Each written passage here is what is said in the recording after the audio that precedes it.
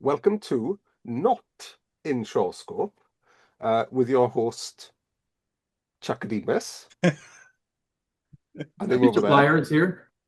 Oh, who am Mr. I Pliers then? down there. Chaka Demus, Pliers, and of course, I am MC Bwrthwl. Dum dum dum There we dum. are. So chi gallu twtio hyn. Dum dum dum dum. There we go. There we are. Good. So we've established we're all tools because a Chaka Demus is definitely a real tool. Yes, I think so. It It is is. for taking things out of horses' hooves and stuff like that, isn't it? Yeah, and it's often used with pliers, which is where Chaka Demus and Pliers got their name, right? Yes. Because otherwise it's just a bloke called Chaka Demus And a pair of and a bloke pliers. called Pliers. Doesn't make any sense. No. So Chaka Demus is a tool, right? So Maybe Chaka Demus has other friends, like one's called, I don't know, Screwdriver or something. Yeah, I can see a bloke called Screwdriver. Oh yeah. You know, yeah, and Mallet. You know, Mallet, who has a mullet, Mallet. of course, and enjoys hanging out in millets. That's it. Yeah, there we are. Yeah, and old Ratchet there. Ratchet used to be a Transformer, of course. Yes. Yeah. Oh no, we don't call them that anymore, Darren. That's politically correct. They're called GoBots now. Yeah, since fucking Michael Bay got their hands on them, anyway. Yeah, although I liked the Bumblebee film. That was quite good. I didn't see it. You're getting ahead of ourselves, Darren. We're not talking about yellow Volkswagen Beetles yet. This is not in SHAWSCOPE, my friend. Oh yeah, I hadn't thought of that. Yes, indeed. That's no question. There's no question that there's connective tissue there, but we'll save that for the next episode. Okay, so the people that listen to this are not going to be listening to the doo-doo extravaganza, right? So I'm just going to say exactly the same thing. I hope you get away with it. The Bumblebee, is that the way? It's got the chick from the True Grit remake and Sinners in it, isn't it? I honestly don't remember, if I'm honest. Okay. But I remember liking it, and I remember thinking that it's what Michael Bay should have done all along and just done it in an 80s retro kind of style. Yeah. Right, and from what I understand, it's the one that doesn't have his kind of sensibility. Yeah, there's none. No, there's none of that. Yeah. And Michael Bay can just fuck off. And I loved Transformers when I was a kid. I was obsessed with. I'm a Transformers fucking expert, and and they're re-releasing. They've re-released the Transformers the movie apparently as well. Oh God! In some cinemas. I saw that a couple of years ago with a kid. I was at my high school friend's house, and her son was obsessed, and he wanted to sit down and watch the original Transformers movie with me. I hadn't seen it. I'd seen it since I was a kid, and I quite enjoyed it. And I was like, it was, I was like, that's Eric Idle. But I'd completely forgotten that Eric Idle is one of the Orson Welles. Orson Welles, yes. Judd Nelson. Scatman Crothers is in there. Yeah. And of course that awesome song that ended up in Boogie Nights, right? That's it. Yeah. Oh, what's that called? You got the touch. You got the touch. You got the power. You got the power. Yeah, that's the one. And Leonard Nimoy, I think, plays Galvatron. Oh yeah. Yeah. It's a solid. Anyway, we have talked a lot about. It's better than the Michael Bay films. Let's put it that way. No question. But I feel like we probably should get to what we're supposed to talk about. So on to the 1927 Cave of the Silken Web from Shanghai. Well, hang on now then, Darren. Before you go, you missed a bit in the middle where you explain what we're doing. Yeah, so what we do here is we talk about Transformers. We're talking about the favourite films of Chaka Demus. Which surprisingly, Chaka Demus cast. Yes, he had a thing for monkey films. Yeah. So Not in SHAWSCOPE is the one we do that bounces off of our In SHAWSCOPE podcast. Yes. So recently we did the 4 Shaw's Monkey Goes West films, or Journey to the West films, and we are now bouncing off into non-Shaw's territory Yes, on the same topic.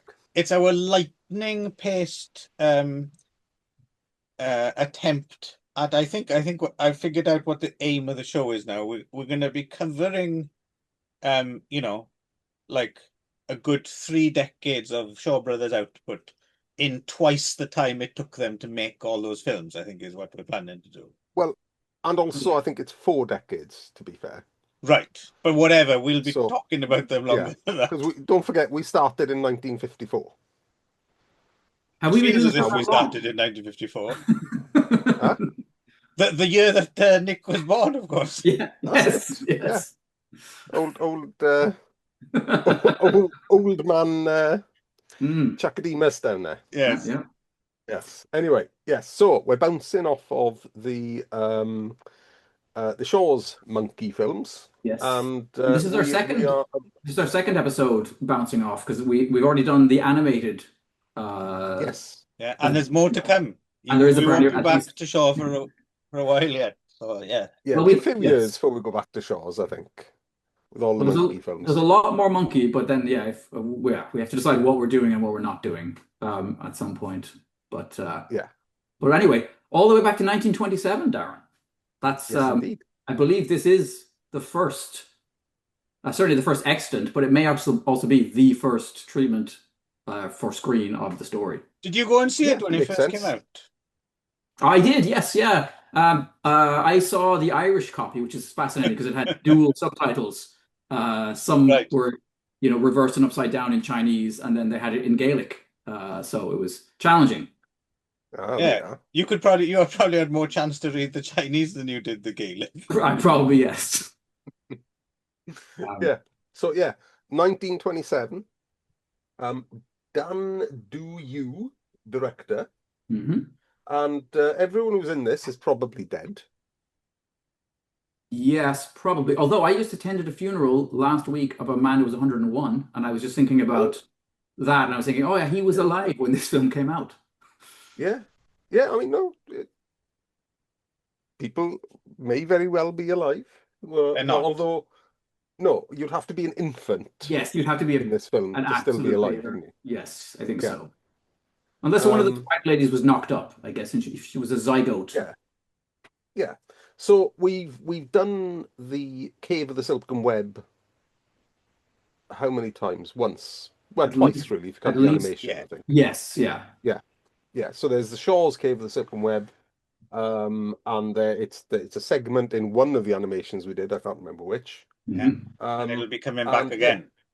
Yes, it seems to be a very popular part of the story. Yeah, which is understandable because it's about cannibal spider women. So it's Yeah, well, see, I'm jumping ahead here, right? But maybe it's because I got the hump with the Shaw's version. But I find Cave of the Silken Web to be the least interesting of all of the Journey to the West stories that I've seen on film, anyway, personally. But I didn't get the raving up with that film at Shaw's. I think we probably are still waiting for the all-time definitive Silken Web film. I think the potential is there, I think. Yeah. I mean, you never know. I mean, I haven't seen a lot of the modern stuff that we're going to do. Yeah, you won't like possibly that. Next or sometime in the future. Well, I know. No. Well, I don't know. There's the Chinese Odyssey stuff might have a bit of merit. Yeah. Should mention as well, we're watching this in a surviving Norwegian print, right? Which runs about 60 minutes and is missing some stuff, apparently. There's the beginning and some of the middle. Yeah. Although if you have the shape of the story, if you know it, it's fairly easy to follow if you've already watched several other versions of it. Yes. I mean, I think it's also one of those films. It's so old. I mean, it's coming up on 100 years old that it is quite difficult to straight up, react to it as you would a more modern film. So there's that kind of strange balancing between an appreciation or, like a scholarly interest. And I'm not sure how much of a white hot thrill I got out of it. But at the same time, it's very difficult to review something like this in a way, because you're trying to put yourself in the mindset of 100 years ago. But then you might be over, you might be giving it too much of a benefit of the doubt, right? Because of course there were incredible films being made even before this, like Cabinet of Dr. Caligari or Caligari, or however you say that, so there were legit films that still thrill now, so you don't want to kind of give it too much, so it's difficult. But I don't know what do you think with this? I think it's probably quite good, and that's about it. I don't know, just in terms of kind of like a critical appraisal then. Well, you said Nick made some comments offline while we were in the process of watching these. Yeah, we won't mention those because we'll get the other comments. Yeah. Well, so long as we don't show the pictures, we won't get demonetized. Yes. And so, Nick, you can't put it back in the box. Women are driving cars nowadays, right? So you got to live with it. Yeah. Okay. Anyway, Darren, what did I actually say? Do you remember? Because I don't. Well, I just remember you gushing a bit over it. Oh yes, yeah, and I've seen it twice now. I actually rewatched it because it had been so long since I watched the first time. I watched it again, and my overall opinion of it didn't change much. I quite like this, and I did find it easy to watch. I found it entertaining. I think again I might have soundtracked it with other things. I often do that if things don't have a soundtrack, so I might have put some Tangerine Dream over the top of it. But I don't think. Yes, you do that cheating thing, don't you? Yes. Yeah. But yeah, no, I mean, it's, to be honest, there's a lot of things I like. I love Pigsy's mask. I like the fact that it's the one time we get to see him wearing like a full face concealing, like he's got the whole it's like nose, a papier-mâché number, isn't it? There's a nice banquet scene with a whole bunch of animal heads, isn't it? That's fantastic. There's a frog guy there. There's like that whole scene where basically it's kind of like the wedding of the damned or whatever, all the demons and stuff like that have come together for the wedding is great. The girls are quite cute, the spider ladies, including, I think the head spider lady is the director's wife, apparently. Okay. According to Wikipedia. Yin Ming Zhu, I believe. Yeah. Yes. And then I think, so their version of Wukong is interesting too, because like he reminds me of the one in we're going to talk about the Chang-Cha film right after this, right? But they both choose a very kind of diminutive actor who's in some ways more like the animated version of Monkey than the more kind of willowy, taller dudes we get in most of the other versions we've seen. But the artwork, sort of the sort of contemporary artwork or artwork that was inspired by Journey to the West anyway, actually has, because you think of, I guess in the West, and especially, with Monkey, the Japanese Monkey being part of, Gen X culture anyway, you kind of think of Monkey, being an anthropomorphized great ape, right? Like a chimpanzee or a gorilla or, like a big ape, right? But in the artwork that I've seen, the Chinese artwork that I've seen that goes back, I don't know how long, but probably a couple of 100 years. It's like a little, like macaque or something, isn't it? It's like a little tiny monkey. Yeah. So I think of him as a little fella when I'm reading it as well, because you also throw in the whole kind of Napoleon complex thing as well, don't you? Right. Chip on his shoulder. Kind of overcompensates by But and Monkey's doing a good job. Everyone's doing a good job. And there's a very, very, very pretty monk in this one as well, isn't there? Yes.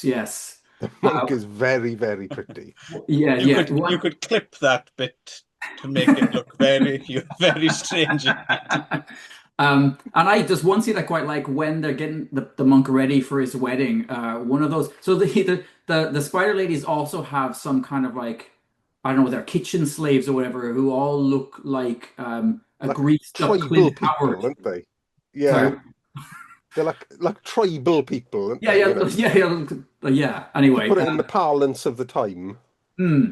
you know. And one of them shows up with this massive razor, it's so huge in order to shave the monk's head with it, and it's just yeah, That stuff's interesting. That stuff really benefits from the film, kind of looking as old as it does and not being in a great print because it makes everything look really great. Whenever that cook turns up and yeah, you think is this going to turn into like an early anthropophagus or something? yes, It's like seems like it's going to tip over into some kind of weird gore film. It's something quite unsavory about that those dudes, stuff. yes. And then there's a guy with the huge like whatever it is mace, right? But it's Yeah, it's like like this massive, Like a hexagon or something, isn't yeah, it? yeah, yeah, a polygon, like yeah. a yeah. What's the correct? Excuse me. Like I a think that's called a Chaka dodecahedron. Demus. Ah, The yes, Chaka yes. Demus. Did someone else do that? I didn't. Because I didn't press record, but it is recording, which is very Oh, is peculiar. it? That's disturbing. Yeah, that'd be the CIA, I believe, Hmm. Clive. Aye, because I've started reading that book about the history of them. That's why they're on to me. Yeah, yeah, exactly. Yeah, Right, someone was in the right. middle of So saying something or other. we were talking about the big Chaka Demus That's that's in right. the big No, fight no, at no. the I end. think Hmm. we Um, yeah, so one of the weird things about this film is it has this dual set of like intertitle cards Mm, where they are bilingual. They are fucking hell. Norwegian.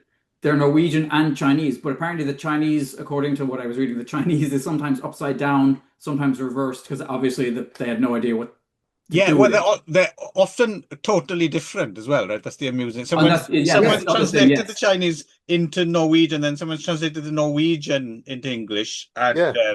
And the Chinese translation seems to be more detailed, doesn't it, yes, usually? yeah. So the one at and the top and then the one at the bottom. Yeah.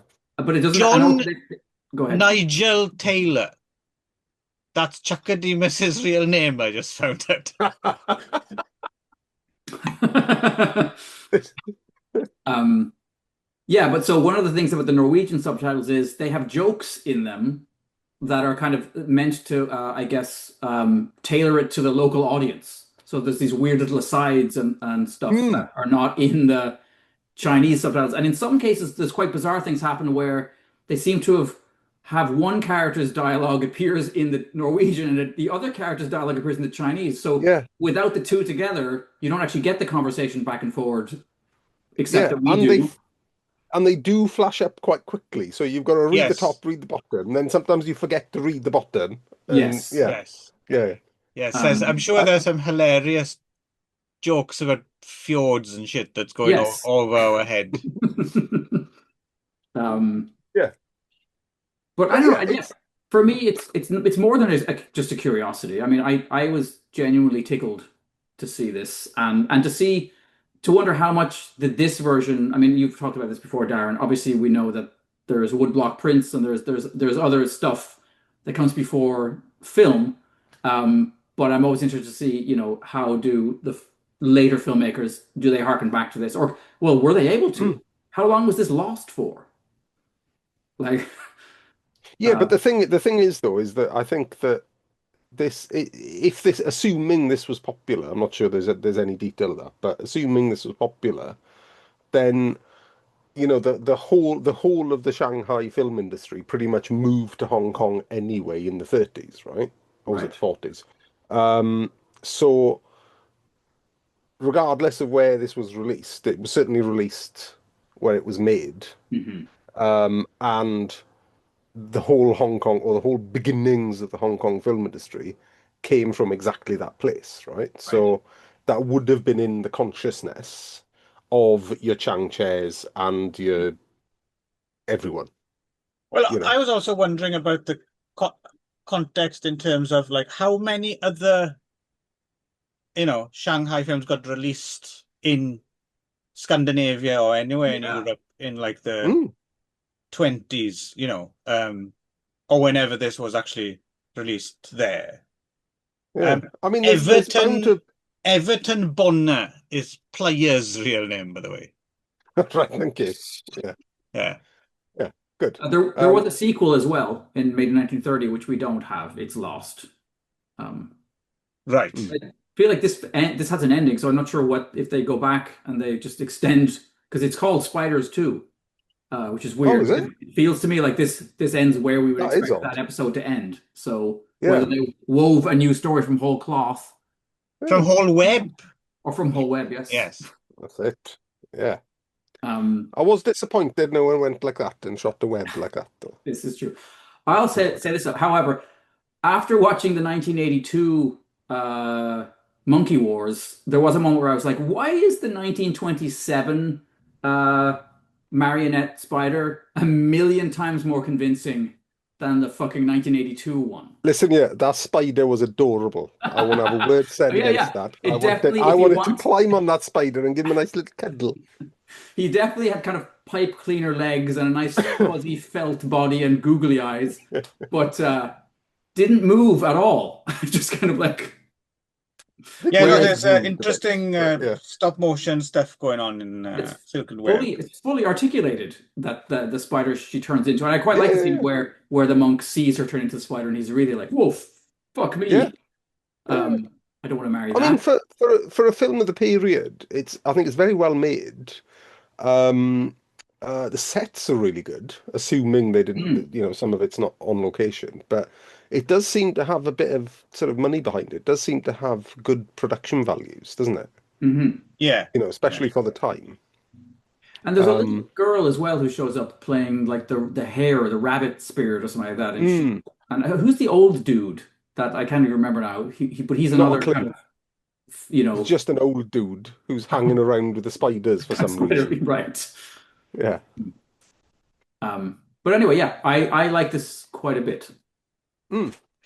Yeah, no, I've nothing against it. It's just it's a very I'm just aware of it's unless you're very specifically interested in, I don't know, silent fantasy films or something.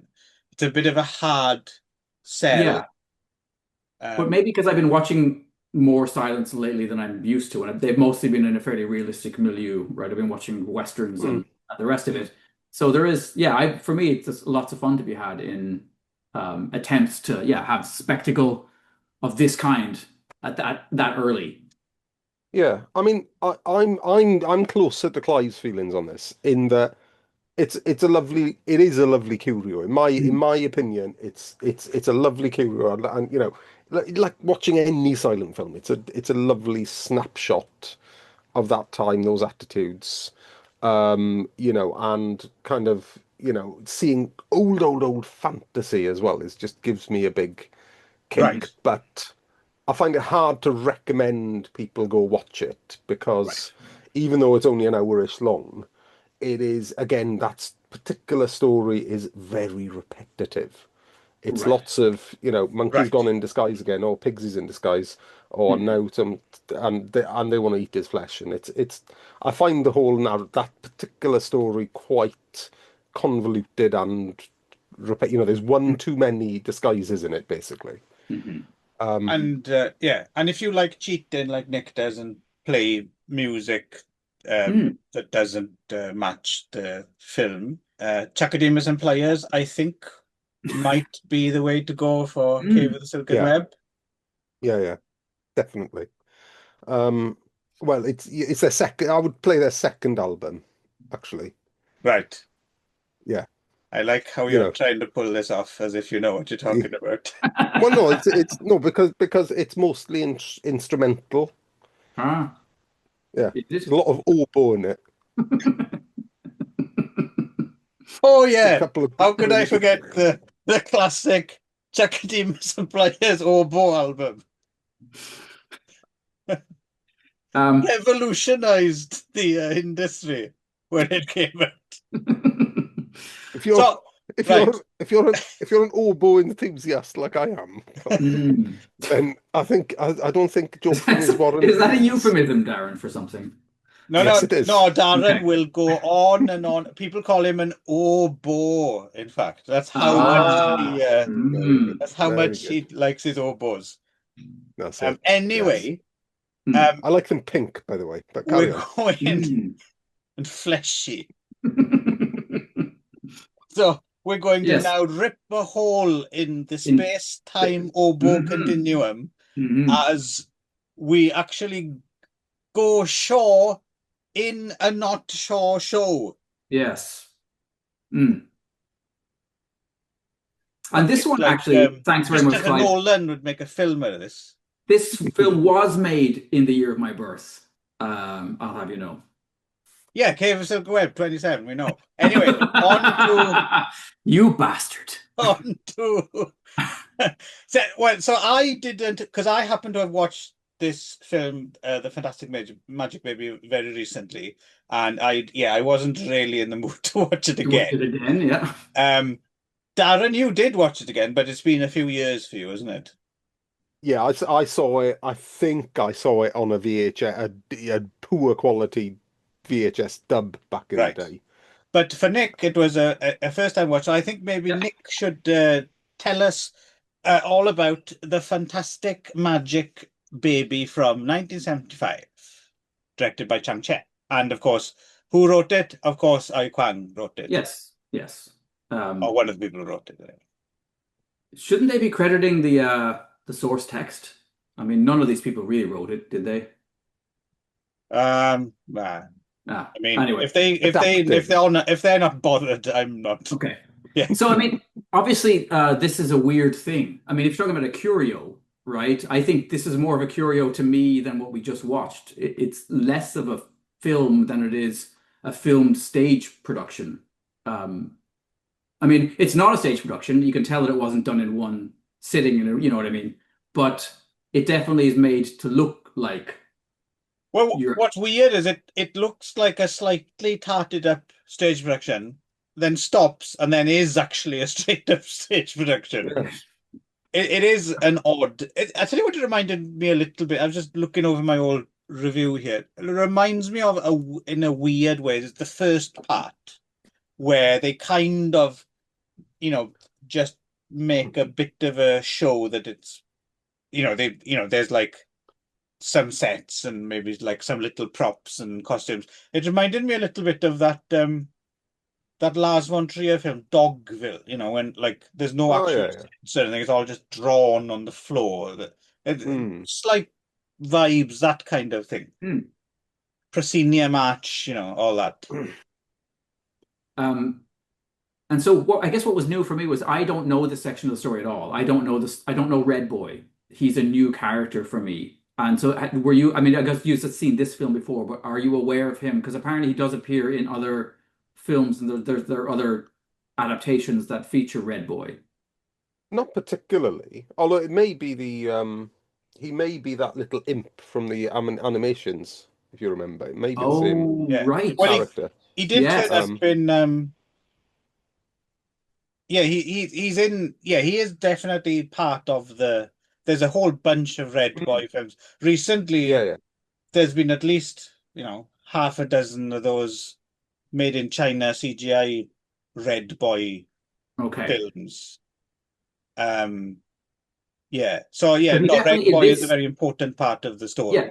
In this story, he basically has like main character energy, just to use a kid's bullshit saying. I mean, he really is. He seems to be carrying the narrative as much as Sun Wukong is. What's interesting is Ting Hua Chung, who plays Red Boy, right? Who later on does play Sun Wukong in Monkey with Which I don't understand. So 72 Magics is made when? Isn't it like the following year? Yes, 76, I think. Yeah. How like have you? Because if you watch them back to back, he looks like he's grown up about 4 years between growth hormones. Like what? Very it's quite well. Weird. In fairness, him working at Shaw Brothers and then going to Taiwan probably did make about 4 years worth of films in the intervening period.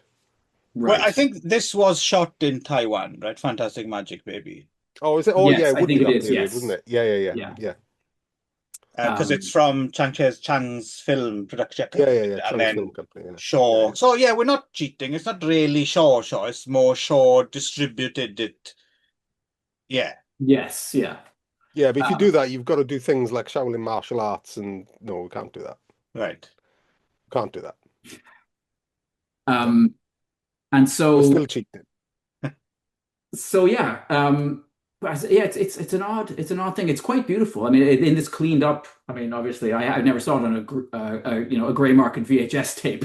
So for me, it looks pristine. It looks beautiful. In some ways, it looks like some of the films that follow later on that are also made in Taiwan in terms of using an awful lot of mist, right, and painted backdrops to kind of.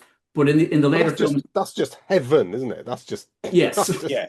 What Except that is. they're not pushing it so far as they're actually trying to convince you. Like I said, it's just there to give you an idea of in similarly like I said, Dogville. Yeah, it's like if you go to the theater and they put like a fucking cardboard palm tree or something to make you think you're in Hawaii. It's not actually trying to Yeah. And then and like we said, after an hour, you suddenly get a real film Chinese opera, which is, again, I don't know how interesting that is for most people to watch now, but I'm glad it's documented. Do you know what I mean? So it's an odd thing, really. Again, kind of pleased it exists, but yeah, I don't think I'll be watching it again anytime soon. No. So Lao Chong-chun is the closest to the 1927 version of Sun Wukong we get, because he's another little man who is much more kind of, and they even painted the lines on his face so he looks like the animated character, right? Who again may be based on older woodblock prints. What a shame we never got Nelson de la Rosa of Ratman fame to play. He'd have been a good. This is true. Although the way that this little guy hops around the place, he kept reminding me of fucking that Canadian who drives me mad, Martin Short. Like he had like Ed Grimley energy that was just actually putting me off. Martin Short would be a pretty good monkey, actually. Martin Short in about 1982 would have been a fabulous monkey. And I will say I did like Sandy in this because he looks like Danny Trejo. He's the most machete-looking Sandy we've yet seen. Much better than the guy with the Wario mustache that we're talking about. No. I'm not having a word said about him. No. Okay. We'll get there. We'll get there when we get there. Okay. The Martin Short version as well. I if it's early 80s Martin Short as Wukong, maybe Steve Martin would have been a pretty good Tripitaka. Yes. Definitely. Yeah. It's a bit early for John Candy, but John Candy, Pigsy. Yeah, no. Yeah. Would have been good. Yeah. So there we go. Or John Belushi, actually. Another one for the AI machine, the Saturday Night Live / SCTV. Yes. I'll tell you who would have made and this is against type. I'll tell you who would have made a good Sun Wukong in the 80s, Saturday Night Live. John Belushi. Yes. Give me a fat John Belushi, mischievous, up to the eyeballs, playing monkey. Monkey, yeah. Chevy Chase, Sandy. And what's his face? Eugene Levy has the eyebrows already to play really Annie heavenly kind of character, right? Yeah, he can be the tablet dispensing god. Right. Yeah. Anyway. So this does feature Bull Demon King and Princess Iron Fan, but this isn't Princess Iron Fan. So one thing that's confusing to me again is, and if you've read this, maybe you have a better sense of. My understanding is that the reason that they're pissed off with Monkey later on when they go to borrow the fan is because of what's happened here, because they have punished. So Red Boy is their son, right? Red Boy is the son of Princess Iron Fan and the Bull Demon King. And what goes down in this section of the story informs what happens later on. But then it felt like in this film they were suggesting that they mentioned the events of Princess Ironfan as already having happened. I don't know if any of this matters, but I like to try to understand how things are supposed to fit together. The other way this is kind of interesting as well, I think, is if you're interested at all in Changche, it's weirdly a very important film in the Changche filmography as well, I think. Not so much in and of itself that it's a great film, but clearly Changche was fascinated with Chinese opera, right? Yeah. And the fact that he, cast people from that tradition is a very big deal for him. So I would imagine for him, this might have been like quite a heartfelt, production. It's something very important for him to do and to document and to, So I think if you're interested in Changche, then it's also kind of a must see, even though it's not a must see, if you see what I mean. It's What do you think of too? Because I mean, you guys can speak to this better than I can, but obviously the choreography and the fights seem more stagey as a result of it being on stage. In Well, parts, again, and in other because parts, depending on how it's filmed, they didn't always feel. Some parts I believed the action, and in other parts I was like, I don't know if I'm supposed to believe this action or if I'm supposed to just enjoy it as a gymnastic spectacle. right. Well, the choreography, I think, if I'm remembering this correctly, it's a guy called Lee Tong Hun, who apparently was a Beijing opera kind of legend. He's in Spiritual Kung Fu, the Jackie Chan film. okay. Yeah, so he did the choreography, and he's the father of Lee Yong-yin, who's in this film, and his brother Lee Yimin.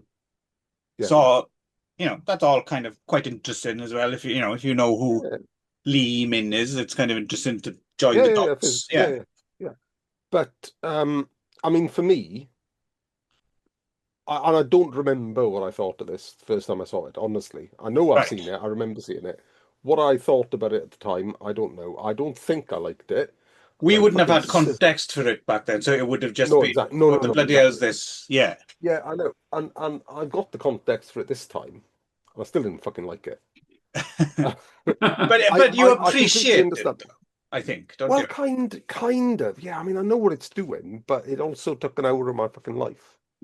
For the second time. And you could have been listening to that Chaka Demus and Pliers Oboe album. Exactly right.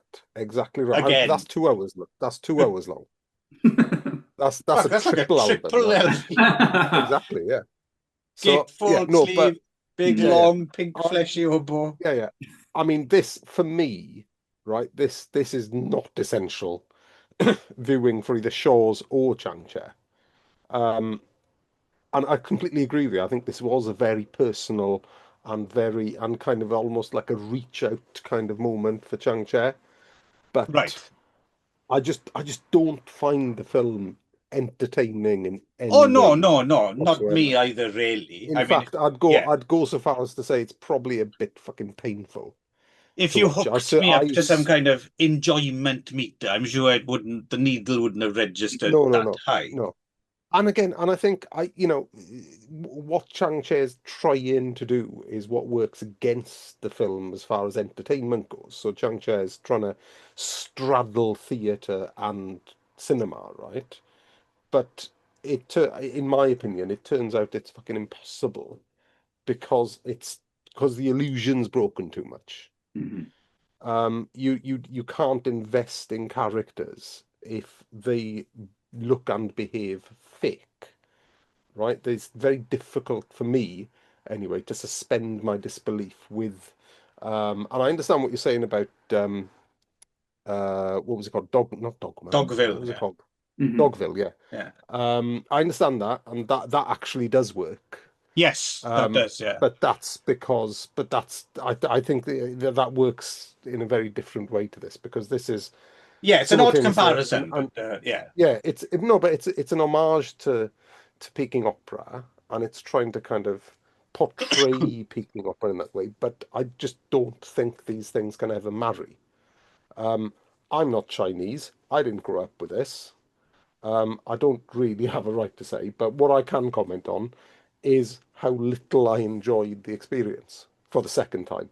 Right. Right. So it's interesting if you're a film scholar, if you're interested in film history and Peking opera in Chinese culture, but don't expect to have a rollicking good time, you know?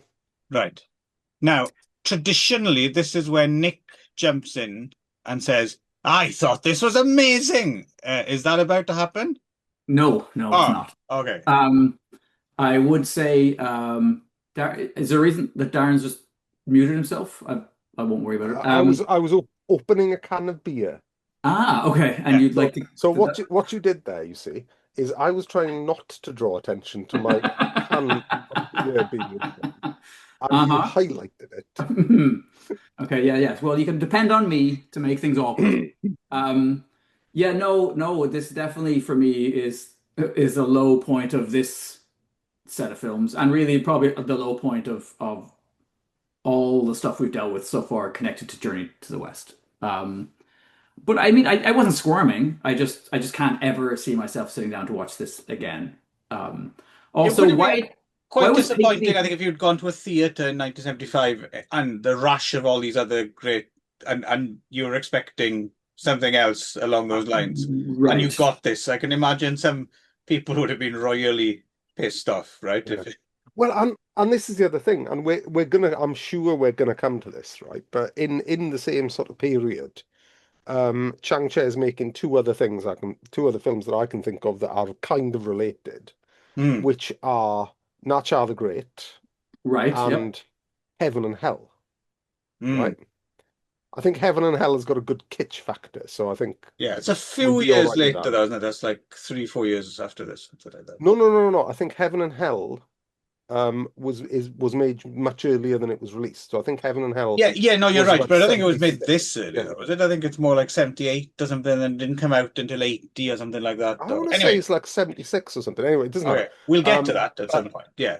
But it does. But watching this kind of gives me a bit of dread going back to them. I bet Shaolin Heaven and Hell is a lot more interested in this. I think Heaven and Hell is probably because I think the musical numbers are going to carry it through. I think Nick's still in for a treat with Heaven and Hell. Yeah. But Na Cha the Great, I'll have to. I can't remember much from that when I saw. Does he have the wheels on his feet? That's all I care about because I really like the wheels. Because Nacha's a new character to me. This viewing session, I was not aware of Na Cha until one of the later films. Well, there are those two massive Chinese films. Those I Am Nezha or Na Cha. That came out recently, aren't there? There was one that broke all the box office records, which I think was the second film. But are these the animated ones? The animated ones. Yeah. But they were huge. Yeah. Yes, they were. Just in the last year or two. Yeah. But I've had a look, and it's that sort of animation style that gives me the heebie-jeebies. So. Oh, okay. Yeah. Rotoscope. No, I like rotoscope. For some reason, Pigsy has a little stuck-on chest wig that also disturbs me. In fact, he's one of a few. I don't know all the characters, if they're bare-chested, have these little kind of stick-on tuft wigs that are absent from all the other adaptations we've seen. Also, for a Chang Che film, nobody's guts fall out, nobody ties their guts up. And for a Taiwanese adaptation of Journey to the West, yes, where are the piss gags? So there's some real missed opportunities here. We need the piss and go unbanned version. Exactly. But luckily enough, we have got some films coming up where that balance is very much redressed. Yes. Well, shall we move? I have nothing else to say unless you have anything else to add, Clive. But no. Let's okay. All right. Let us get on to the first of a double here.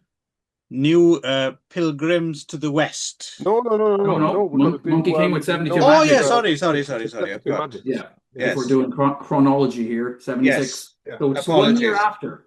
I said it's fascinating. 1 year after. How did this kid grow that much in 1 year? How do you go from looking like you're 12 to looking like you're 21? It's anyway. I mean, it's recognizably him. You can see it's the same face, but he's yeah. Yeah. You can tell you've been reading Lolita. Yeah, we have lots to fucking unpack, but we'll deal with that when we get to it, Clive. I've had to have sit-down conversations with multiple people, my wife, my mum, trying to understand my response to that. I mean, I've been unpacking it for years, but yeah. Well, it's like I didn't even know there was a little girl in Cave of the Silken Web. I didn't even notice her. Yeah, it's funny how you get primed. Yes. Anyhow, yes, Monkey King with the 72 Magic. I like this. Yes. Yeah, Ting Mao Chung again, isn't it? Yeah. Ting Mao Chung. Yeah. Fu Ching Hua, who I wasn't that familiar with. No.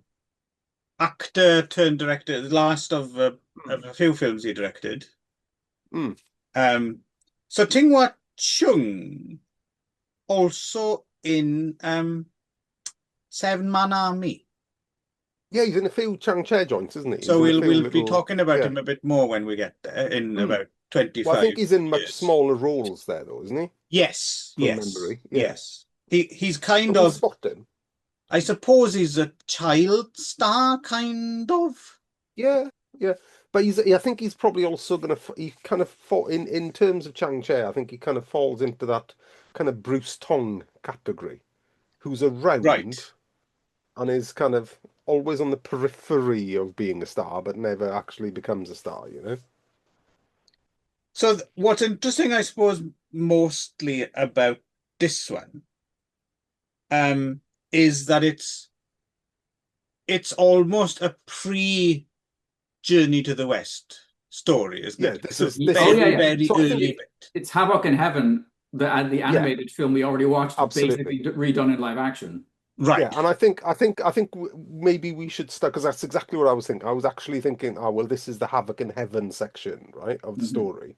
And actually, I think that's what we should use as a shorthand, is this is the Havoc in Heaven. This is a Havoc in Heaven film, as opposed to a Journey to the West film. Yes. Right? Yeah. Right. It's the origin story rather than the thing. And it's the only one. Hang on. I've got the right one here, haven't I? This is the only one I've seen thus far that has him born from a stone egg. That's right. Yes, you're right, actually. Yes. Which is always good to see. Oh, yeah. Yes, yeah. And I do, and, again, bringing up the Japanese monkey, which is why we don't need to do it, because we bring it up every time. I'm being quiet diplomatically over here. That bit if you remember the title sequence from the Japanese monkey, that bit where the egg comes out to the mountain always used to disgust me a little bit, because it's a little bit like a turd coming out of an arsehole, isn't it? Watch it again. Okay, with that in mind, yeah, we'll do. Yeah. Yes. But with a little bit of monkey magic, we can all get along. Exactly. Yes, yeah. I agree with you. Yes, I don't do GIFs, but if there was a GIF of that jumping out the egg at the beginning, I would have to use that. But yeah. Yeah. GIF. No, it's GIF apparently. It's not. It's GIF. No, it's GIF. Is it? Should we do this for an hour? No, it's GIF. No, that's fine. That's fine. Tomato. We have got far too many films to do tonight. We do. To have a conversation about Chaka Demus and Pliers for 20 minutes. Let alone GIF rather. Yeah, and this is the only one that goes right back to the start. Yeah. And we've got the whole Buddha's fingers business, and I quite like as well, and because this comes into the next film as well, doesn't it? I quite like the imagery of when he Yes. pisses the Buddha off enough. He kind of clenches his fist, and then like the fist turns into a mountain. Which has like Yeah, 5 kind of like yeah, raised. like Yeah, yeah. knuckles. Yeah, yeah. Yes, you're right. And it's So exactly the same scene at the end of this film that verbatim. that Yeah. New Pilgrims begins with. It's Mm. right down to the exact. You're right. It's the same mountain basically, and his head sticking out of it in the same way. Yeah, In yeah. Havoc in Heaven, I can't remember. Did Monkey briefly turn into a little octopus? No, No. that seems to be unique to this one, doesn't it? Yes, that surprised me. Yeah, well, I I mean, like the octopus. Yeah, I did. the whole thing begins with them just like, he's born, and then he's kind of immediately he's king of the monkeys, and the monkey kids are just all attention deficit, batshit crazy. Like, I thought I was losing my fucking mind the first 10 minutes of this film. Everyone's just running around screaming, and the kids are punching each other and cutting hairs off of each other. And You thought you were back at work. Exactly. Right. I had some fairly significant. They're not his kids, are they? I don't know. No. No. I think that. Well, no, no. He's just He hasn't got a girlfriend in this film.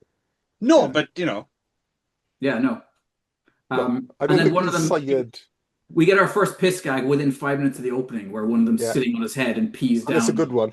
Yeah, it's not bad. That's a good piss It's gag. not a bad piss because gag.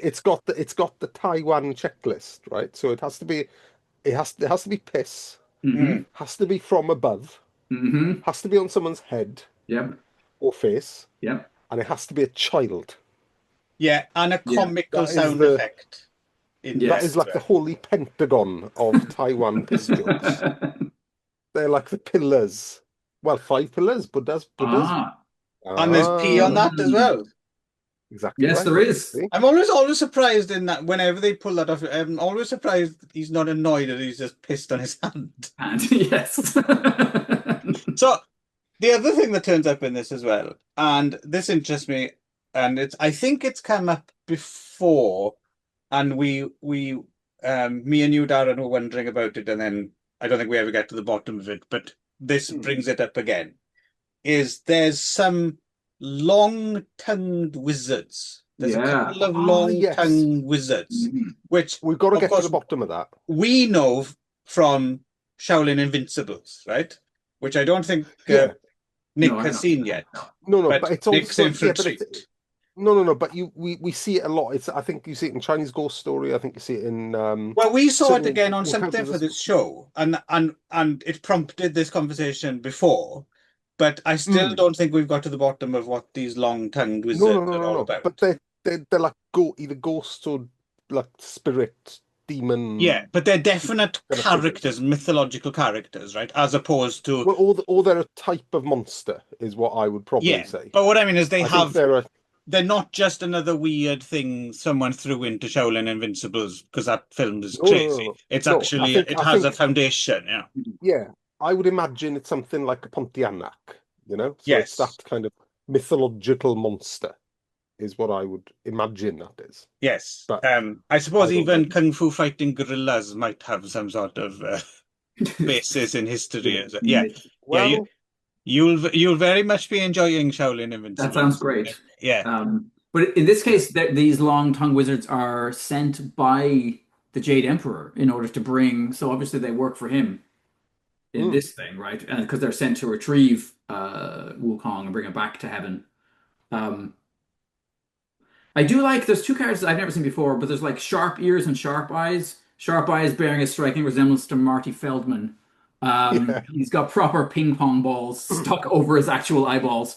And they bring him out whenever they need to have somebody look for all the way from heaven down to earth or whichever the realms. They actually explained this at the beginning of this, that heaven and earth used to be the same thing, and then a dude with a giant axe whacks them apart. This is all. I don't know much. I have a correction. The long-tongued boys taken to hell, not heaven. All right. Okay. Yeah. Because then he fucks with the king of hell or the judge in hell. Okay. To make himself immortal, doesn't he? He's crossed. Yes. Okay. Yeah. Okay. Which makes more sense then. So they are proper monsters. Natcha turns up with a Hot Wheels. Yes. Like that. Yeah, Yeah, but so a bit of weird, silly business with pulling the ponytails off and chucking them around. Yeah, yes. like that. Yeah. Yeah. Um, Yeah, Nutchat seemed to be played by a teenage girl for some reason, but Yep. you know, and then also speaking at of lots another of point, girls, another character is played by there's another gender reversal. Right? There's a male character No, I think referred that's to as in. a changed cowboy, whatever the fuck that means. Oh no, yes. No, you're right. But Played by that's a woman as well, right? yeah, yeah, but that section is the is that not the section where she's supposed to be the girl from like the the cowgirl and there's the cowboy. There's all Tanabata festival in Japan is all about how it's an old Chinese story. Ah, They can only meet when the Milky Milky Way. Way. Yes, Yes, yeah, yes. that's them. But then Sun Ah. Wukong attempts to basically like yeah, come on to From now her. on, I'm going to oh, that call it went the Changed Cowboy Festival, I think. There you go. well, that went Um, well over my head. Lost my train of thought. Also, worth noting, that's quite disturbing when they set Monkey on fire Yeah, in 8 diagram oven, whatever the fuck that is. yes, yes. I'm imagining an it's all eight right. diagram pole fighter after a hard Yeah, day's work goes home and puts his food in his 8 diagram oven. I don't know. yeah, but Um, it's all right because he's totally indestructible. yes, So Because it's impervious. fine. Yeah, he ate some divine pills. Yes, they yeah, call it the cleansing fire, which sounds like such a heavy metal lyric to me. yeah, Um, yeah. don't forget there was also the first master. So when he first looks for training, he meets a guy who can do the Mm. who can do that thing from Street Fighter. Yeah, the long arm. Yeah, Yeah, which is actually quite well done. To be yeah, yeah, honest, like it's a decent yeah. little special effect. Um, A lot of fog again, these sets. A lot of fog going Yeah. on. yep. Yeah. Also in this That's film, because it's mostly set in heaven. a lot of kind of familiar faces. You might not know their names, but there are people you recognize in this film, including Ma Chang. Ma Yeah. Chang is that sleepy-eyed kind of big fella who Mm. actually so earlier this week I went to the Pink Film Theatre in Ikebukuro because they happened to be showing, because normally they just show Japanese films, but they were actually showing a Taiwanese film, which I think might be from the 80s or 90s. The thing is, it's in Mandarin and it has Japanese subtitles, but as much as I could figure out, it's like a Tang Dynasty bit of historical erotica. But what was interesting about it was it seems to have been distributed by Shin Toho in Japan, but underneath the Japanese mosaic, it was hardcore. Oh, It seemed to be hardcore along the same lines as Ghoul Sex Squad and Mhm. stuff like yeah, that. yeah. So I discovered another. But Ah. interestingly, in the non-hardcore footage, so I'm assuming he didn't know what was being done, Ma Chang is in it. So I was trying to figure out from his filmography on Hong Kong movies what the fuck this film is, because it's really hard to find out from the Japanese title and information. I still haven't found out what this film is. So if anyone can help out, there's a scene where a man with a very, very long penis, which I'm guessing must be a prosthetic, fucks an eunuch up the ass. And then later on, there's a hilarious shot to his bloody asshole. So so if anyone knows what that film is, When was this made? Rough, like that's the other again. thing. According to the information in Japanese, it's either 1983 or 1985, but I think it must be a bit later than that. And it rips off some really amazing stock footage from some other like war epic as well. Like suddenly it's a bum, bum, it's like, wow, this like a proper film, and there's like troops and things, and it looks really good. I'd like to know what that film is as well. But so far, because the only person I recognize was Ma Chang, and everyone in the hardcore scenes are people you don't know, right? Because they were actually. It's like when James Hong shows up in that one. I remember seeing the trailer for that, whatever the golden era hardcore film he's in, and you're like, is that why is James Hong in a porn? But anyway, um, Well, he directed a porn. Right. Yeah, right. yeah. So anyway, back to this. Yes. Monkey with 72 Magic with everyone's favorite porn star, Ma Chang. And how did you not bring up the fact that there's a blackface gag in this when Monkey turns into the giant squid and then wanders his way that's right. into the thing. He then blasts a bunch of squid ink in the face, and all the girls are. I think it's hilarious that they have. Yeah. I mean, it might not be a blackface joke. No, it might not be. It might just be a could equally be a cum shot. Could be a cum shot. It could be. Just saying. Yeah, that would be terrible, because if you were making squid porn, and then some fucker like Nick comes along and accuses you of being racist. Racism. No, that's very unfair of me. Kink shaming. Darren, I think you have something that you were going to say that I interrupted you. No. I was just going to kind of move it forward, really, because I think although these kind of battles are quite entertaining, it's pretty much, for the last probably half an hour, 40 minutes of the film, it's just basically waves of troops coming for Monkey and having a big fight, which I like. Don't get me wrong, I'm into that. But then kind of the final one, I don't know this character, but Young Chun. Right. I don't know who that character is in mythology, but big shiny armor dude. And then they have this kind of changing into animals competition battle thing. Right. Yes. Which I love, because it does feature real animals. Like there's a lynx in there at some point, and like snakes and birds and stuff. And it's so fucking obvious. It's just delicious.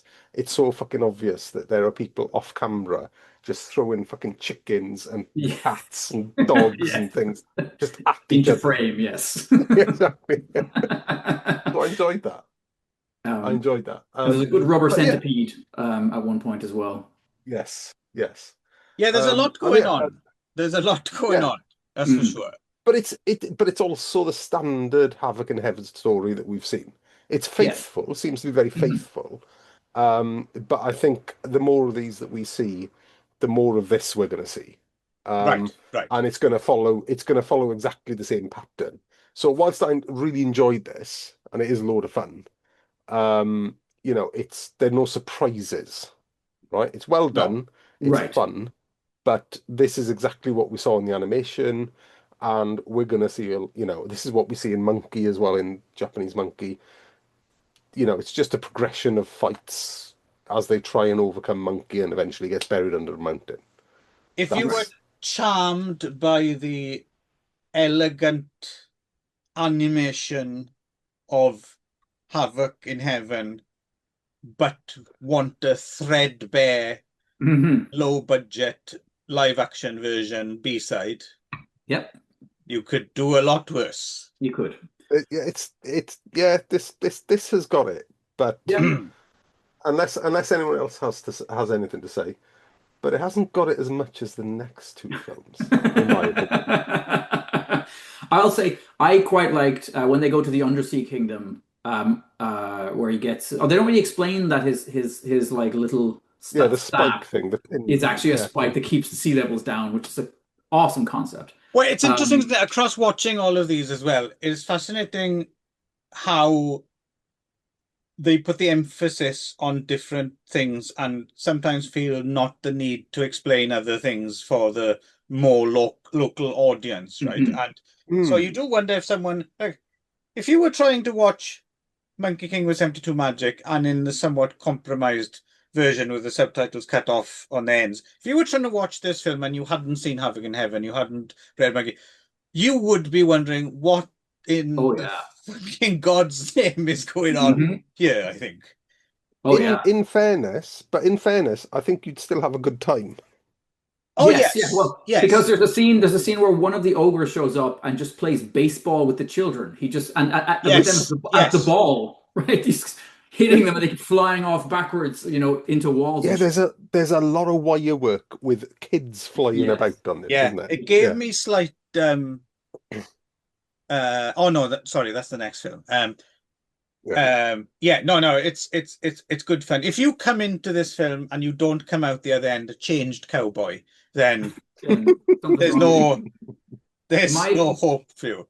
My favorite, two of my favorite characters who have no lines are just in the background when he goes to the undersea kingdom. And there's one guy who's got like he's just in kind of regular like guards gear, but then he's got a massive prawn head. And he's next to a guy for some reason who has an entire crab as his head. He's got the legs coming out of the sides of his head. So I'm not sure what the hell the rest of his body is supposed to be. But I loved those two guys. They need their own spin-off Rosencrantz and Guildenstern style story. Yes. Crab and prawn. Yeah. yes. That's all I have to say. But yeah, no, I got along quite well with this. It was a good time. But you might be right, Darren. You might be right. Grudgingly, this complete shit show of Crab and prawn find themselves in trouble when one of their squid bukkake productions is taken to task by a man who doesn't understand and thinks it's racist. There we go. We have a script. Yeah. Or at least the kernel of an idea for a script. Yes. But no. Okay. So right, Pilgrims to the West. 1982. Move forward New a couple Pilgrims of years. to the West. Yes. The first of let me Yes. Let me lay this out for the viewers, right? Kind of particularly the Kung Fu fan viewers, if we have any. Do you want to see Chen Quan Tai play the Buffalo God and have a big fight? Do you want to see Angela Mao as a demon mother having a big fight? Do you want to see a lot of fucking laser beams coming out of everyone's orifices? A lot of the laser budget was reason. big. Yeah. You guessed it. We're in Taiwan in 1982. Yes. Also worth mentioning, Chan Quan Tai's character has the awesome subtitle, "I want to kill you to death." Yes, I noticed that. That's very Motorhead, actually. I think that might be a Lemmy song. But no, sorry, but I'm getting ahead. We have Ivy Ling Po reprises her role from the Shaw Brothers films, again playing the Goddess of Mercy. Elsa Yang from Challenge of the Lady Ninja and other wonderful oddities. She's in there. Yeah, she's Iron Fan, isn't she? Yeah, she might be. Yeah, she's Iron Fan. Yeah, I'm watching all these. It's very difficult for me to pass exactly which was which, but the New Pilgrims of the West, and we'll get to the sequel after Monkey War. Liu Chang-chen is Su Kong. Turns out he's the dad of Shadow Liu. What? I didn't catch that. I didn't see that. No way. And her brother, we didn't figure this out weird when we were watching it. Liu Chi-hang was the fat kid in the first Hello Dracula 1 to 3. Oh, what? Isn't he the one who has the hots for Shadow Liu? Yeah, that's weird. So that's his sister. That was weird enough. That was weird enough before we knew that. Yes. And their dad is Monkey. And as the monkeys go, he's one of my favorite ones. Actually, I quite like this monkey. Yeah, he's not bad. He's quite aggro. He's definitely I find him a bit too serious though. There's not a lot of silly about him, and he's missing a bit of silly. He's more angry, you're right, than I do like him. I like the way he looks. Monkey. He looks like a good monkey, I think. Yeah, he's got the good sideburns and the he's no Nelson De La Rosa, but he'll do. But there was Jen who pointed out, because she was watching a bit of it as I was watching it today, and she was like, "That guy looks like Katori Shingo," and then I thought, and then I suddenly realized, which I had completely forgotten, that he fucking played Sun Wukong in the whatever it was. It was like a remake. When I lived in Japan, there was like a new Sayuki. Katori Shingo, by the way, Darren, is a member of SMAP. who I'm Yes. sure you've heard of, but Pop back. okay. I thought you had Anyway. heard it. Smart, like, I don't know, what would be the equivalent? Like, just like Boyzone or something. Imagine if the like a boy band, imagine if the Backstreet Yeah, Boys had not only never gone away, but had just increased in power year by year till they had taken over all fucking media and they were hosting yeah. 25 different shows. Then you have what's So Smash they're wearing white suits, but the stools they're singing on have just grown to Yes. monumental Exactly. proportions. They're the main. Do you remember, Darren, a couple of years ago there was that BBC documentary about the sexual harassment scandal in the Japanese pop industry? Oh yeah. Yeah. Yeah, So yeah, yeah. they were that Johnny's agency, which has since had to change its name because of that. They were the main big. Oh, okay. Yeah. Yeah, yeah. They were their Okay. flagship band for a long, long Yes. time. And to answer your question, Nick, no, we didn't forget about that fucking monkey film. We deliberately ignored it and took it off the docket, and we're not Thank watching God. it. Yes. Because I can't be dealing with Katori Shingo at all. No. I mean, his Zatoichi remains a nadir of The Japanese only cinema. bad Zatoichi The film. only bad Zatoichi film. Yep. Even though Nakadai Tetsuya is brilliant in it as always. But yeah. Anyway, yes, we'll forget about him. Oh, so anyway, so quick, so we've got so Pigsy. If we're going to do all of this, 3D Army, Hello Dracula connection. So Pigsy in this, of course, is played by the chubby guy Yes, from all the of those. Billy Song Sheriff. surrogate. Yeah. Billy Chow, sorry. Pang San, right? And then Sherman Chow plays Pitaka. Bit of a Jet Li vibe to him, I thought. Yep. Not so much in what he's doing, monk. but looks like. No. Yeah. But another kind of hottie monk, isn't he? Yeah. Yes. Yeah. You can see why the ladies want to, and all the guys, I guess, everyone wants to taste his man meat. Which is, I mean, the dialogue. Bringing the tone down again, there, Nick. No, because that is constantly what people are saying in these films, right? It does become. They want to have a go on his oboe. Who wouldn't? They want a good chomp on his oboe. Don't think he'll let us though. He doesn't. He's not down with that kind of malarkey. Is this vegetarian? Well, and until the end of Monkey Wars, he isn't. That's Monkey. true. You've both made this mistake, by the way. It's Monkey War. Okay. Yeah. Book of Revelation. Clive. Book of Revelation. Exactly. Mary Okay, Hopkins, etc. Yes, quite right. She's from Glenham Man, she is, you know? Is that right? Yeah, Mary Hopkins from, no, not Glenham Man, Brynham Man. Ah. Yeah. The other Amman. That's the one. Yeah, well, there's three Ammans. There's Ammanford, Glenham Man, and Brynham Man. Right.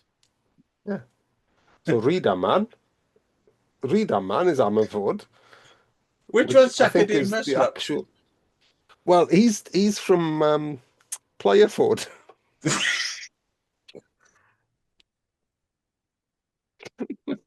Yeah, you know, it's down the road from Murthelford. Yes, I am aware. Yes, Murthul Boulevard. Nick does not understand these I have jokes. no idea what's going on. No one understands these jokes. Nope. Murthul is Welsh for hammer. And therefore it's hilarious. I don't know why. Murthul is just a word that sounds funny. So yes, it's often used by Clive and often myself for pleasure. There are a number of Welsh words that I like the sound of. Clive, I'm sure, likes the sound of. Yep. Murthul is one. Yes.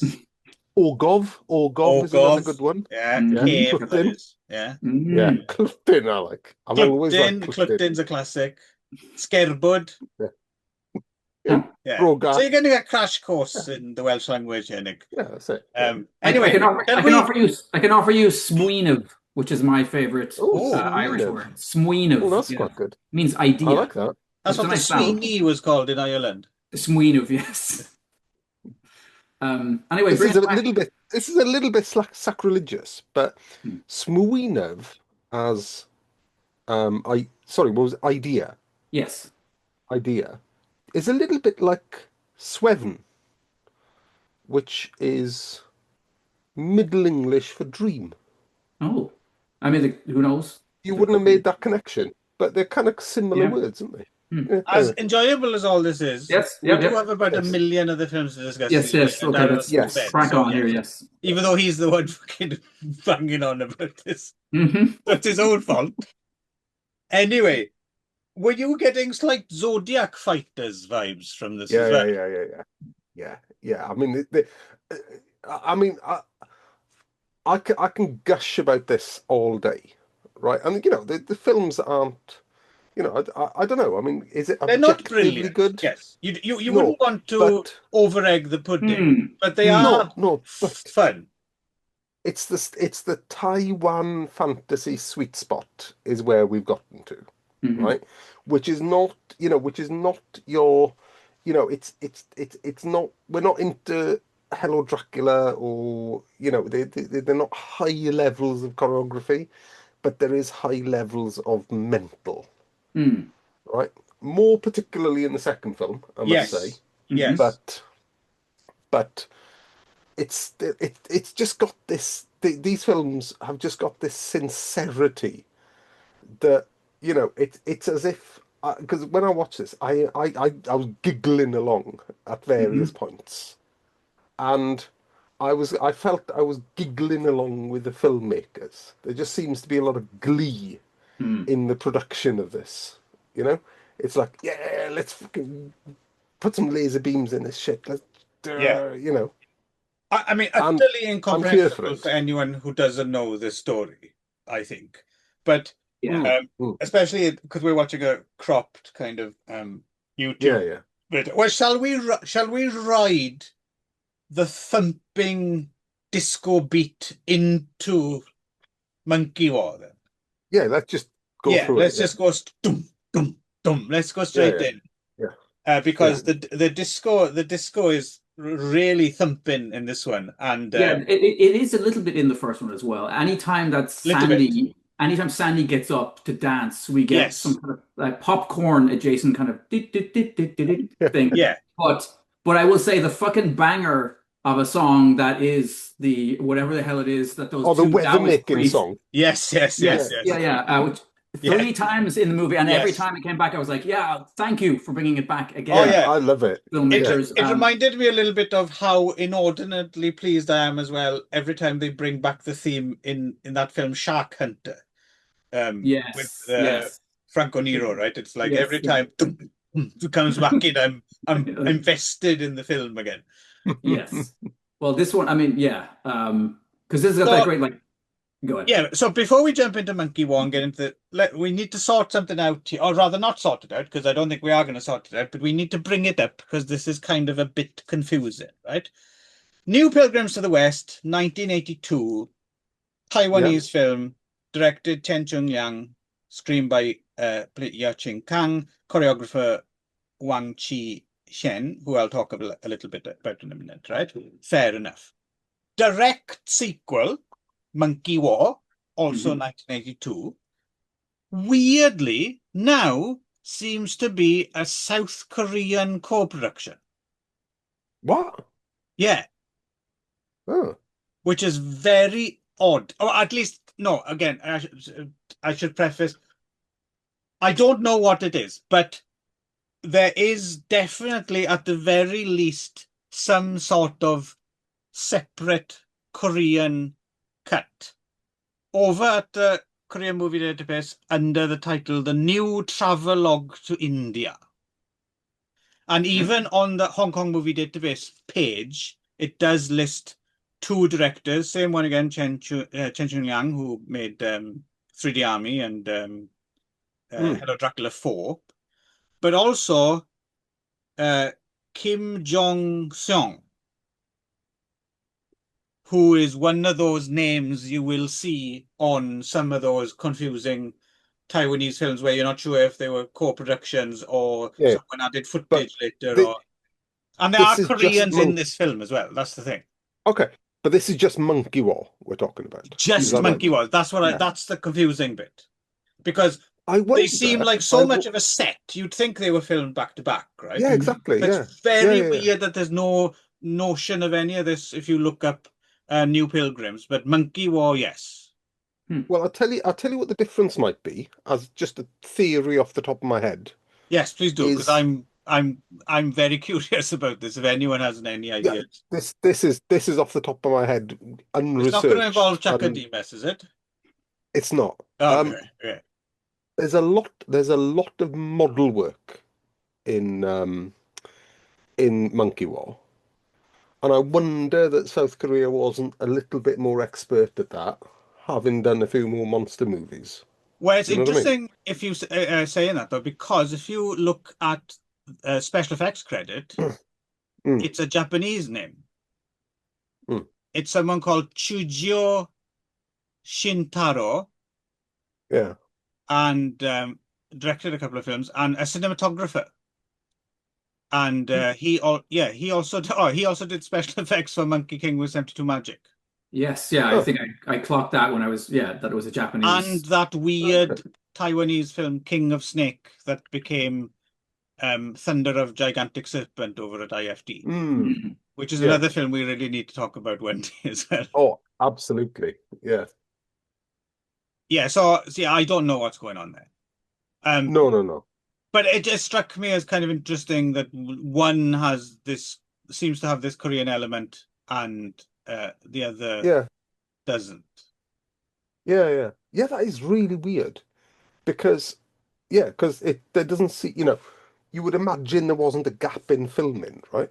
In the making of this film. You'd imagine it would be straight on back to Mm. back. Right. By the way, I just made a massive error when I mentioned Yeah. that special effects guy.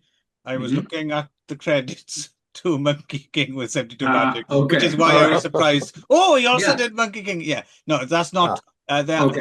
there is no No special effects credit. credit as far as I can Okay. tell. mm, yeah.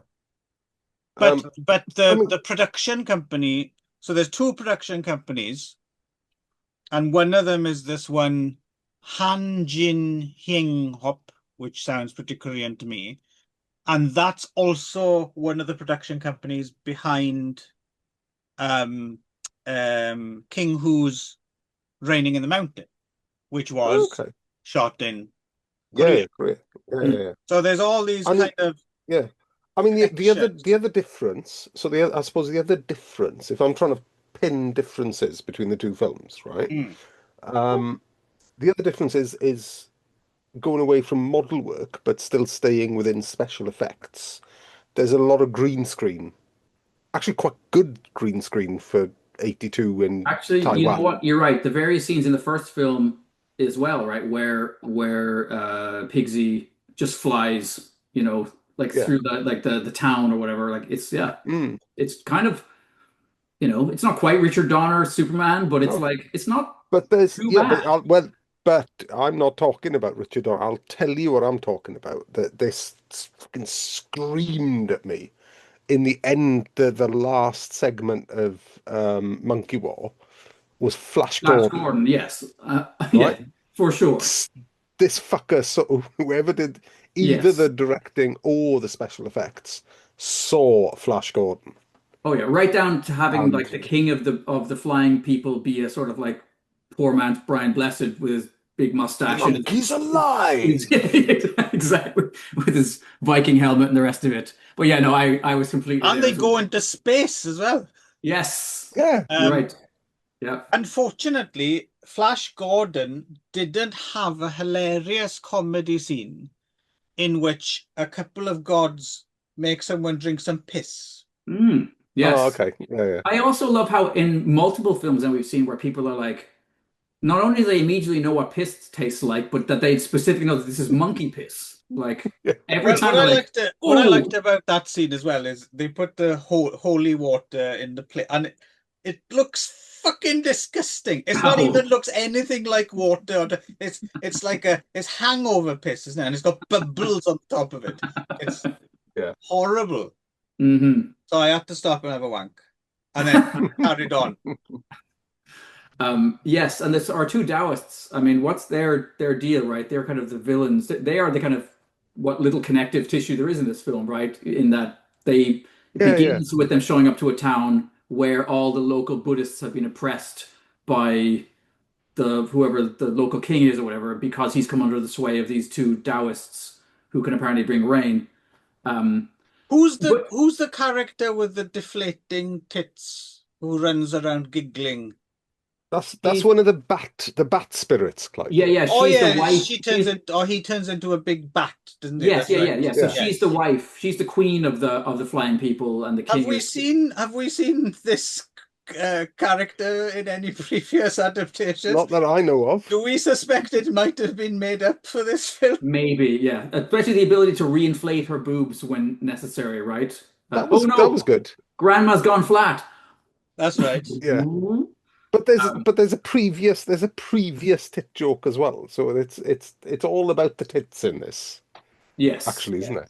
Also, it Yeah, begins in case you're lost. It does begin with a previously on Yes. Ferguson. Yeah. And then a few minutes later, you're just as lost as you would have been if you hadn't have had that. Well, I made the mistake because this was because Monkey War was the only file I had on my phone, and because I watch some films while I'm traveling.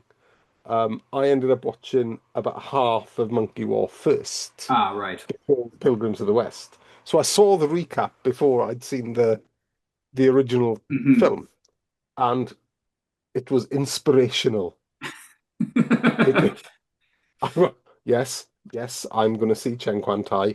Yes, I'm going to see Angela Mao.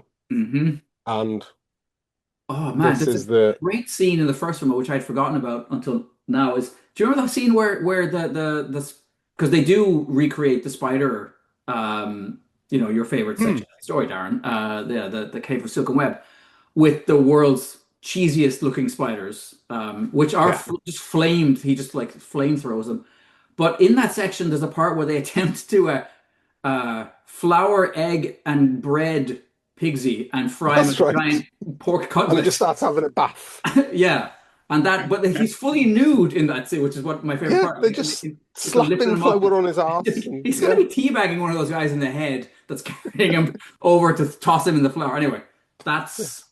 And of course, we would be remiss. We did mention the music, and we would be remiss to not mention that Wei Ping Ao himself turns up for these musicals. Well, he's one of the Taoists, right? Yeah, but having him there just makes it even more joyous. Yeah. Right? Because he's really getting into it as well. Oh, yeah. It's all like... And the number of times, like you said, that thumping disco beat comes in. Doola, doola. And then there's like the ling, ling, ling, ling, ling, ling. And there's like one cross-eyed guy who's like, I need the soundtrack to Monkey War. I also Don't need the ever do that again, Nick. Yeah. That's going to be the screen cap. Somehow that'll be one of the few segments you're allowed to choose it. Yeah, that will just come up you doing an Adi Sung impression. But no, I wonder if there was a soundtrack album. Wouldn't that be great? Imagine a nice big piece of vinyl. I'd love that. And the poster of the film on it, Monkey War. Yeah. And a couple of although a third of that soundtrack, a third of that soundtrack will be cues from Mad Max, because that's there's a lot of the original Mad Max score all over. I have to admit, I didn't spot that. I always spot. Yes, no, you're good at that. Yeah. I'm not good with needle drops. No. But I think so this film does seem to just take leave of its senses as far as the story of the journey to the West goes, right? Yeah. It's like we've done the origin story, right? Now we've done a fairly now we're just gonna and there's this film out called Flash Gordon. I want to do fucking flying bird people. Although we can't do flying bird people, they're bats. I want to see the Taiwanese Flesh Gordon. They do reprise a few bits though. There is the whole bit again. I'd pay good money to see. There is the whole bit again where Monkey kills people and then goes all the way back to Flower Fruit Mountain and then comes all the way back out again when they say sorry. Yeah. So there are a few, but you're right. A lot of this one does seem like it's woven from whole cloth. Like it's yeah. Yeah. Oh, that was the other one. Going back to the first film, um, Pilgrims to the West. Mm. There's this really brutal moment where I can't remember if it's Angela Mao or another character, where he trapped because that's the one because that's the first story Oh where no, yeah, it is everyone's Sun trapped. Wukong who does it, who traps the girl in the gourd. Yeah. So there's a lot of trapping people in gourds, right? In Yes, bottles. yes. And of course, the And usual swapping identities and things as well. We forgot to yeah, yeah. mention because just because But it's so much yeah, always part of the story. yeah, Yeah. yeah. But like one of the last bits is Sun Wukong finally traps the villain, and I can't remember if it's Angela Mao or someone else Yeah. in the gourd, and then just decides to just shake it, Yep. and then takes the cork out and just pours a lot of blood. Blood. That Yeah. was It's brutal. hmm. That was nasty. Yeah, and I'm also disturbed by the fact that I was always more attracted to any of the women in them when they were not really themselves, but when they were Sun Wukong pretending to be a woman. It might be something that goes back to they always seem That's more of a that Bugs Bunny thing, that isn't Bugs it? Bunny That's thing, that. exactly that Yeah. like so I might which is terrifying because isn't that the thing that like Robert Crumb's brother or was it Yes. Crumb himself who was obsessed with anyway? But no, yeah, every time Sun Wukong invades one of these girls and she gets much more genki, much more kind of fun, and I'm like, oh, that's weird. Um, yeah. You need to take it easy with Cadbury's Caramel. Um, No, just that was a before we female bunny. yeah, Nick only likes trans Yes, bunnies. yeah, yeah.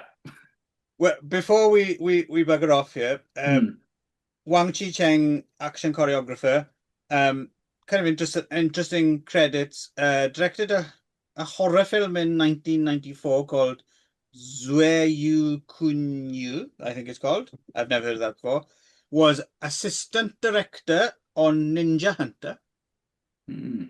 Yeah, and I also caught did that. choreography for things like Shaolin Chastity Kung Fu Hmm. and Shaolin Temple Against Lama. So he's So part of that little group. he's in the madness. He's in the He is. madness He's group. touched. And he's touched with the touched with the Whatever the fuck was going on in Taiwan. There's yeah. one Yeah. Yeah, more If you exactly. character. could bottle that, I want some. Oh yeah, I'll yeah. pay good money. That would be you can imagine the high. There's another character that I really like in this that only shows up very briefly, but there's a part where um, Tripitaka is tasked with having to call down thunder and lightning and rain, right? And the two guys have just done their Dula Dula song. So the gods of thunder show up. There's like five of them, Oh and yeah, yeah, yeah. there's the guy I expect, the guy with the big bag of wind, which is shows up a lot in Japanese myth as well. Then there's a girl with two round mirrors. Anyway, none of these people matter. Who matters is the guy who has one chicken's leg on for like his the bottom part of his body, and I don't know what the fuck's going on with his face. And he bounces on this single chicken leg, like boing, boing. He looks like Baba Yaga's house. You're looking like me, like I've made this up, Darren. I I swear to don't God. remember. I don't. So anyway, you like that chicken fella is what you were saying before you were cut off there. There we are. And Mhm. now he can't speak. Nope, having an apple. Darren, I believe you wanted to take us out with your final thoughts on Monkey War. No, not me. Not really. I mean, it's I think I've kind of given my impression of this, and I think it's as we were just discussing off air before we came back on. This is very much in that sweet spot of 1980 to 1985. In 1985, sorry, there was a very loud car that went past there. I don't know if you Nope, heard didn't that. Anyway, register. no, fine. Yeah, it was one of those cars playing very loud shit music at fucking 1 o'clock in the morning. Anyway, um, but yeah, it's in that sweet spot, 1985, 1980 to 1985, Taiwan. It's got just the right people in it that like to put laser beams in things and do half decent kung fu. Although the choreography is not particularly good in this, I would say. Wire work's pretty good. Mm. Special effects pretty good. I kind of, for 82, I kind of would have expected a little bit more kind of Lu Feng, Chiang Cheng, Thai-esque mad choreography, but it's not. It's all right. It's fine, but There's enough it's not. going on otherwise, so it's easy to I overlook. totally agree. Yeah. Totally agree. Yeah. But yeah, it's where they could, they put laser beams, right? They were even unnecessary, and very rarely do I say this. There were unnecessary laser beams in this. Can you imagine, Which, being about 15 years old, 1980, living in Taipei or something, and every weekend you would go and there would be something Child of Peach on a big screen. Yeah. I would, and I just think this hits that sweet spot that we all love.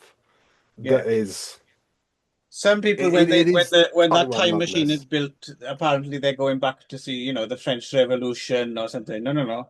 We're going back to Taipei. Well, I'd say about 85 is probably a good year to go back to Taiwan, I reckon. But anyway, well, we got the time machine, so we can go specifically for each week of release of something. Exactly, yeah. But it's strange, isn't it? And these films, although they're clearly related, the first one is fairly faithful, actually very faithful, actually, to the source. But the second one has just said, "Fuck it, we're doing a Taiwan laser beam version of this with extra monsters and tits and piss." It's the one Ivy Ling for when they phoned her up. So, do you want to come back and fuck off? Exactly, yeah.